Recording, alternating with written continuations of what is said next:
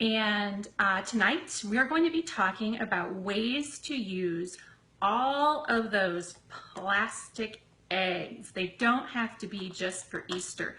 There are tons of ways to use these in the classroom. So, hey Kathy, welcome. So, plastic eggs. Everybody likes them because you can get them at the dollar store. So tonight we're going to be talking about ways that you can use plastic eggs either at home or in the classroom for fun learning activities with your kids, preschool or kindergarten age. And some of these ideas can even be adapted for first grade. I love when people take ideas and adapt them for their own personal use. So plastic eggs from the dollar store, we all love them. We're going to be talking about some ways that you can use these with your kids. Come on in, guys. Hi from Dallas, Texas. We have somebody here from Idaho. Let us know where you're from in the comments below. And we're going to be talking all about plastic eggs and ways to use them in your classroom. So, hey Dawn, the first thing we're going to talk about is, this is an oldie but a goodie, okay? So everybody has plastic eggs from the dollar store. They go on sale after the holidays. So you're going to want to stock up on these. You can use these all year long. They're not just for Easter. Kids love them. They're three-dimensional, right? Flat is boring, 3D is fun, right? So here's our first one. This is super, super simple. Now, it's going to depend on the age of the children that you care for or work with, okay? So this one, they are taking the two halves of the egg, and I love this part. This seems so easy for us adults, but putting these two halves together requires a lot of hand-eye coordination for little kids. They've got fine motor going on as they grasp both sides of the egg, and then they put them together, and you can have a whole basket of these, and they can take the halves and match them. This is uppercase to uppercase here. So for your littles who are just learning to visually discriminate letters, you can use the upper to uppercase matching. And then for your older kids who are ready to move on to something more, you could have the uppercase on one side and the lowercase on the other, and they can match upper lower if they're ready for that kind of a challenge. So this is one of my favorite ways to use eggs. And let me tell you, this is not just for Easter. I had a nice basket of these that my kids liked to use in the classroom, and this was one of my secret substitute activities because my kids love this so much that I knew that they would be good when I was gone if I left this activity for a substitute. So I had a basket of these out and ready to go at all times in case of an emergency.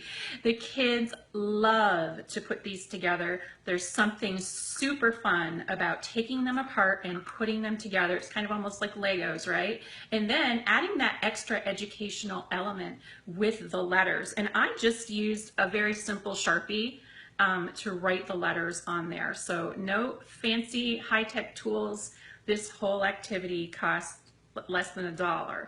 So super fun and easy. Get some eggs and start playing. Thanks, Caitlin. So another one, so we've done some letters, okay?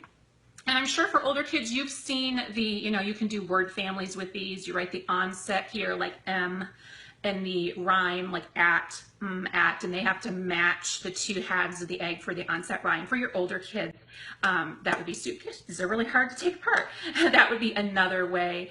You could do sight words on these, all kinds of stuff. But this one is super fun for your littles who are learning how to identify numbers. Again, we have got our trusty Sharpie and a plastic egg. And here I've got dots on the top. I've got 2 dots. And I've got the number 2 down here. So you take these apart, and kids can, there's little pom-poms in there. You decide what kind of pom-poms you want to use, but then they can count the pom-poms into the eggs. So if this one is 2, they have to match the halves. They have to put the right number of pom-poms inside. So they're getting some one-to-one correspondence, some numeral recognition. You've got a nice 3-dimensional egg, and you've got the little pom-poms in there. How fun is that? It is. It's very fun. It's very simple. It's very inexpensive. Is that what we're about or what? Teachers love that kind of stuff. Yes. This is an oldie but a goodie. That's right, Evelyn. Absolutely. Yes, it's like a surprise. That's right, Kathy. It's almost like kids love eggs because they expect a surprise inside. So the anticipation of opening the egg and either taking out or putting in things is super engaging and fun. So if you want your kids to remain on task and engaged in an activity, eggs are the way to go. So we did the alphabet eggs already. We talked about the alphabet, and we've talked about the matching of the numbers. Okay, and with your little ones, I don't go beyond like the number 6 with them. I mean, it's very simple and easy. But think about ways you could use it with older children who are doing addition and subtraction problems, and they could put the sum into the egg with little pom-poms, as long as you don't get too high of a number so they don't all fit in here. But totally easy to do. So we've done the letters and we've done the numbers. Okay, these are oldies but goodies. But I'm going to show you something else now that I'm not sure that maybe this will be new for some of you, I hope. And hey, if you have any plastic egg ideas for learning to use at home or in the classroom with little kids, pop your ideas in the comments below. I'd love to hear them. I love using inexpensive dollar store items in the classroom with kids. Okay, so here is one. This is from the blog today. If you haven't read today's post, you have to run over there after this is over and check it out. It's written by Devaney from Preschool Inspirations. No, I'm sorry, Still Playing School. And she has a great post called Where's the Chick over on my blog today at Pre-K Pages. She's one of my contributors. And this is an awesome activity. This is my little tiny chick. Can you see him? There he is, there he is.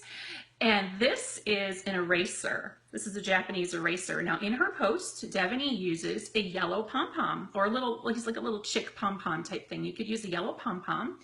This is a little eraser that I found. These Japanese erasers are so fun. I actually have a slight addiction to these that I'll show you in a minute. But this is Devaney's idea from the blog today. So this is a positional words activity, and positional words are really important for little kids. They can also be really tricky. Oh yes, you can put jelly beans in there. So what Devaney has done in her post today, so you can do positional words. Each kid gets an egg, plastic egg. It doesn't have to be hinged on the top like this one. Sometimes they are. And each child gets a chick or whatever, a pom-pom, whatever you have, okay? And they can practice putting the chick in the egg. So every kid could have one, and you could say, let's put our chick in the egg. It's a positional word. Let's put our chick on top of the egg. Let's put our chick below the egg. Let's put our chick beside the egg. Can you put your chick behind the egg? And so the children are participating and they are engaged in this learning activity. This could be a small group activity where you can focus on just some kids. It could be a whole group activity. Each kid could keep, this could be a little keepsake and they could take the egg home. They're so cheap. Why not, right? So, oh yes, you used to live in Japan and you understand the addiction. Well, let me show you my addiction in just a moment here. But this idea, this positional words activity with the plastic egg and the pom-pom or the chick from Devaney is over at Pre-K Pages today. She's one of my contributors from Still Playing School. And here is my addiction here. These are my Japanese erasers. Can you see those? This is a nice hefty collection, and I used to collect them from the Target Dollar Spot has them occasionally, and then I found them on Amazon. There's a link just below here to where you can get some, and then they opened Japanese dollar store near my house where they have plenty of these. And that's where I actually got my little chick here. He has a little egg that goes with him. So anyway, these are my Japanese erasers, my Japanese eraser addiction. That's how you know if you're a teacher, if you have boatloads and oodles of stuff like this. Okay, so we've talked about 3 ideas so far. This is the alphabet matching with the plastic eggs from the dollar store. We've talked about the numbers here, where they can actually put in the corresponding number of pom-poms into the eggs, okay? We've talked about that, and then they can match the 2 halves like that. And we've talked about the positional words from my blog today, written by Devaney from Still Playing School. Now, here is another one. Oh, look, I have one of the upper to lowercase. I forgot. This is a super fun game. Now, I got these baskets from the dollar store, too. I have 2 of these, okay? And as you can see, one says M and one says not M. Okay, and I find that little kids understand the international no symbol really well. And this is part of visual discrimination. So what we're going to do here is the kids will have, now I've mixed my baskets up, let's see. I had it all set. Okay, here we go. So inside there's eggs. The kids can open an egg, look at the letter, this is an M, can you see it? And then decide which basket it goes in. Is it going to go in the basket that says M or the basket that says not M? And this is an important precursor to alphabet recognition and identification because kids need to learn how to visually discriminate what is and what isn't that particular letter. So they would take this letter, and it's M, and they would put it in this basket. And then they could open another one. And this one is the letter T. There we go. And so, of course, it's going to go in the basket that is not M. So what I recommend is that the kids take an egg from a third basket or another place, wherever you have them. They open it, they take the letter, and then they put it into the it is or it isn't basket, because kids need to be able to feel, touch, and manipulate the letters to internalize the shape and feel of those letters. So putting it back into the egg would kind of remove that, and we don't want that to happen. So this one's going to go in here because it is not M. So, and there are 26 letters in the English alphabet, so imagine how many different ways you can play this, right? And if you teach in Spanish, then you have even more letters and more opportunities to do that. So yes, special needs kids too.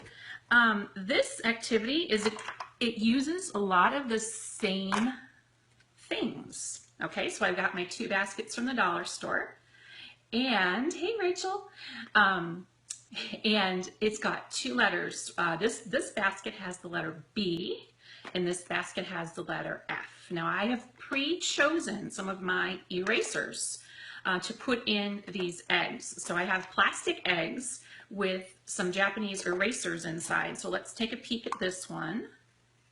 And this is my little froggy there. Okay. And inside this one, I have, some bananas. So what I've done is I have a collection of eggs. So you can put them in a paper bag or whatever. And some of them have the beginning sound of F, and some of them have the beginning sound of B, like banana. Okay, and you've got your 2 baskets. So kids are going to select an egg from the third source. Paper bag is fine. They're going to open it, and these are super fun. Kids beg to play this over and over again because there really is a surprise inside, right? And they open it, they take it out, they've got the frog or whatever. I have fire trucks and all kinds of great stuff. And they decide which basket to put it in. Now this is for your more advanced child that knows letter sounds and can identify letters. And they put the froggy into this basket. And they can open the other one. And look, they've got a banana, and they have to decide which basket it would go in. Banana. So I have a whole bunch of eggs with a whole bunch of different erasers inside, and I've selected them and stuffed the eggs with the items that start with those two sounds. So, or you could also do F, not F, and have a few things that start with F and a few things that don't. It would probably be even easier.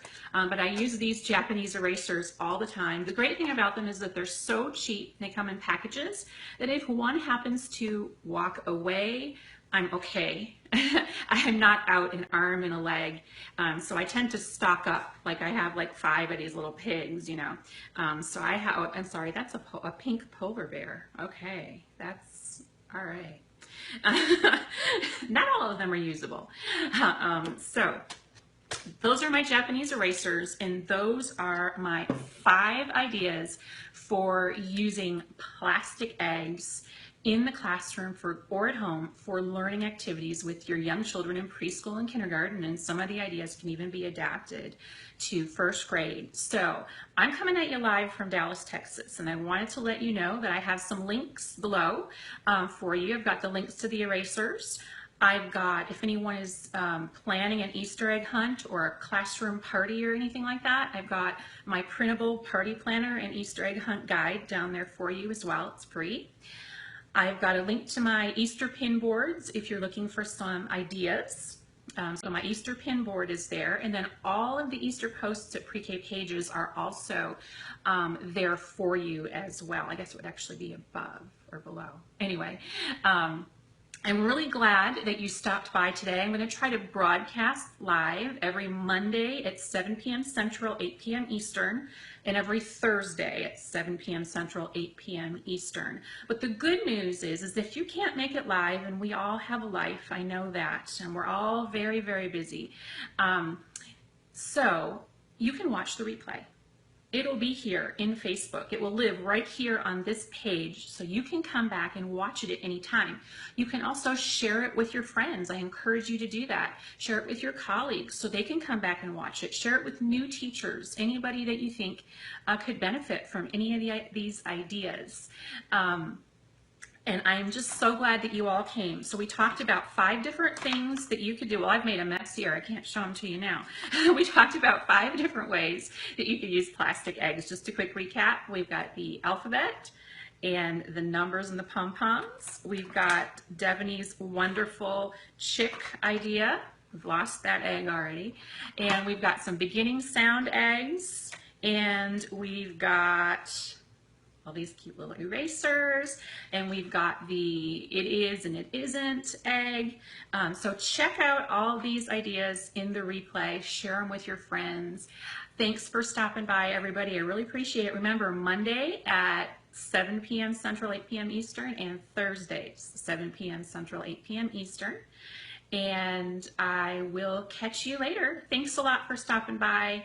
Have a great evening. Bye.